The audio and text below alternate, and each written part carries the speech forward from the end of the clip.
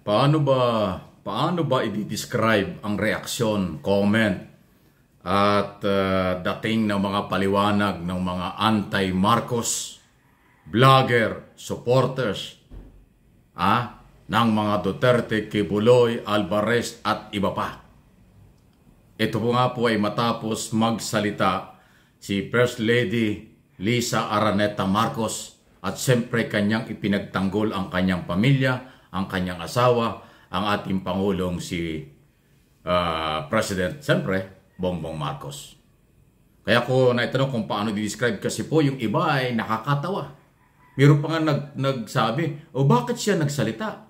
Bakit siya nagtanggol? Aba, grabe kayo. Asawa yun eh. Di ba? Saan kaya nanggaling ng planeta yung nagtatanong ng ganun? Alam nyo, ang asawa may karapatan sa lahat ng bagay. May karapatang ipagtanggol ang asawa, lalo na yan, presidente. Di ba? Sa sobrang mga batikos nyo. Ay ano ngayon? Ang halos 2 taon na kanyang pananahimik bilang First Lady ay ganyan pala siya.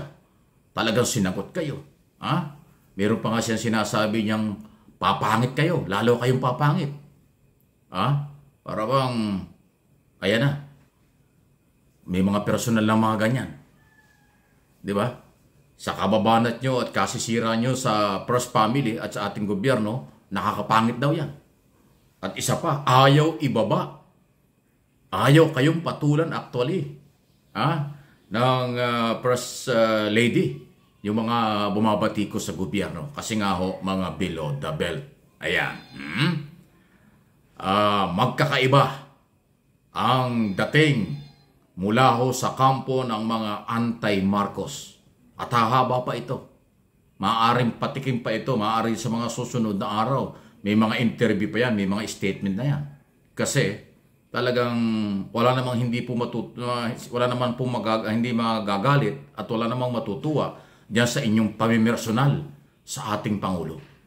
Lalo na ngayon, malinaw na record or namomonitor ng Malacanang at ng First Family ang mga batikos ng mga anti-Marcos na hindi nabigyan ng trabaho sa gobyerno, hindi nanalo sa nakaraang eleksyon, tumulong sa nakaraang eleksyon pero nag-aambisyon pa lang siya may kapalit ng pagtulong. Yan ang mahirap. Kaya ako, hindi naman ako sa pagyayabang.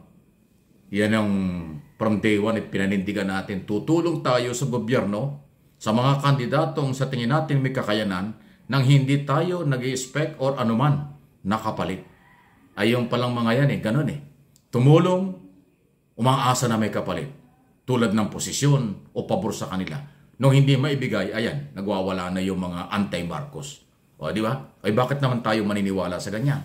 Kaya kayong mga viewers sa media, social media, at iba pa, maging marunong po kayo. Sila pala ay tumutulong hindi mula sa puso, hindi sakripisyo, hindi pagmamahal sa bayan, after money o position lang.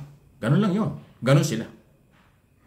Kaya ako nasasabi ang lahat ng ito dahil ako, kahit nung kay Duterte, 2015, tumutulong ako sa kanya. Sa magitan ng aking mga broadcast noon sa SMNI, lagi ko siyang topic, lagi kong tinusuportahan. Ang Duterte, hindi ako nag-expect ng kahit na anong kapalit.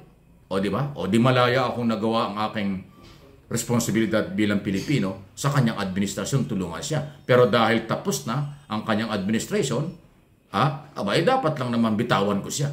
Dahil iba na ang Pangulo ngayon, iba na ang administration. Hindi pagbalingbing yun. Yan ang tama. Na pagtapos na ang isang presidente at yung pumalit sa palagay mo yung magandang ginagawa para sa bayan, tulungan mo. Pero kung ang pumalit naman sa isang Pangulo, lalong naging pasaway o problema, ba't naman natin tutulungan? So, ganun po yan. Kasi hindi tayo nag-ambisyon ng anumang posisyon o anumang kapalit sa ating tinutulungang politiko. Ay sila po, hindi ganun Kaya nahihirapan sila ngayon. Sumobra na kayo.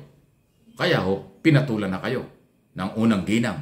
Kasi nga, pinipersonal ninyo ang ating Pangulo. Ayan. Okay? So, expected natin marami pa na masasalimuot na reaksyon, buhol-buhol na reaksyon, tabi-tabingi na mga pahayag ng mga tinamaan. Lalo na po yung mga identify ng mga followers, supporters, vlogger ng mga Duterte. Ayan, sigurado po yan. Any comment, reaction sa mga bagay na yan? Okay? At panghuli, sa akin pong tingin, tama lang na sumagot na at sinagot na. Kulang pa nga yan eh. Nagkukontrol pa eh. Yung ginawa ni First Lady dahil nga ho sa pambabastos sa kanyang pamilya at paninira sa kanyang asawa. Asawa po yan. Talagang sagrado karapatan kasi minabasa pa akong isa eh. Oh, First Lady lang siya eh. O bakit siya, hindi naman siya taga-gobyerno, bakit siya ang sumasagot? Tabay natural. Dahil sobrang bait nga ni Pangulong Marcos eh. Ayaw kayong sagutin, ayaw kayong patulan, ayaw ni Pangulong Marcos ng pakikipag-away. Kaya pinababayaan lang kayo. Pero sumobra ang pang-aabuso ng mga anti-Marcos. Sumobra yung mga paratang na puro salita, wala naman dokumento. Wala namang na-file silang kaso. Laban sa mga nasa gobyerno, sinasabi nila may katiwalian. Puro lang sa social media. Kasi alam nilang walang matibay na ebidensya at alam nilang paninira lang yung kailang ginagawa dahil nga sa kailang political interest at personal interest. Ano ba yung political interest nila? Gusto nilang tanggalin ang gobyernong ito at iupo yung kanilang kandidato o kanilang sinusuportahan na si Sara Duterte. Ano bang interest nila? Para makabalik sa pwesto, makabalik ang masayang araw, maghawak ng kapangyarihan, maghawak ng salapi ng bayan. Yun lang ang gusto nila. Wala naman silang national agenda. Kung hindi yun. Di ba? So, sana ako, dito sa aking mga channel, Mike Abe Opinions at MA Pinoy TV, sana magsalita pa ang Malacanang. Sana magsalita ulit si First Lady Araneta Marcos, Lisa Araneta Marcos. Karapatan niyang sagutin, ipagtanggol ang kanyang asawa, ang kanyang pamilya. Sa sobrang batikos, nasabi nga niya, papangit kayo, lalo kayong papangit sa inyong kababatikos. Di ba? Ayaw na kayong patulan, pero hindi ho pwedeng tiisin ang patuloy na personal na atake. Nire-recognize ng international community, ng mga negosyante at ng mga turista sa ating bansa ang ating Pangulo. Mataas ang respeto nila, tapos may mga Pilipinong anti-Marcos, may mga Pilipinong namimersonal laban sa ating Pangulo na isa lang naman ang dahilan. Hindi na ibigay ang gusto nila kaya bumabatikos. Wala ang kakwenta-kwenta yan. Ibig sabihin, wala silang prinsipyo. Pera at kapangyarihan lang ang gusto ng mga yan. Yan ang lumalabas ngayon. Okay? So huwag kayong magalit dahil yan po ang totoo. Masarap tumulong sa kapwa at sa gobyerno ng walang kapalit. Masarap tumulong sa mga kandidato ng walang inaasahan para walang sama ng loob. Masarap mabuhay ang nakatulong at yung hindi yung nagsisisi, pinagsisihan at sinisingil pa ang tinulungan. Alang kakwenta-kwentang prinsipyo yan.